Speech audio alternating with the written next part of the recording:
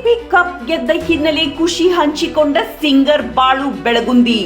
Cup ಗೆದ್ದಿರೋದು ಖುಷಿ ತಂದಿದೆ ಎಂದ ಸರಿಗಮಪ ಖ್ಯಾತಿಯ ಬಾಳು ಬೆಳಗುಂದಿ.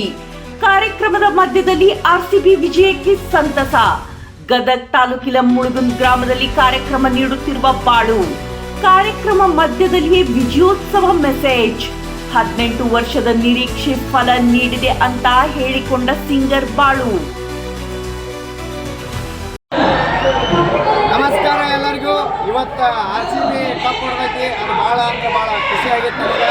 ಯಾಕಪ್ಪ ಅಂತಂದ್ರೆ 18 ವರ್ಷ ಆದ್ಮ್ಯಾಗ ಎಲ್ಲ ಕನ್ನಡಿಗರ ಕನಸದ ಒಂದು ಆರ್ಸಿಬಿ ನಮಗೂ ಒಂದು ಕಪ್ ತರಬೇಕಂತೇಳಿ ಇವತ್ತು ಆರ್ಸಿಬಿ ತಂಡದವರು ಅದನ್ನು ನಮ್ಮ ಕನಸನ್ನು ನನಸು ಮಾಡ್ಯಾರ.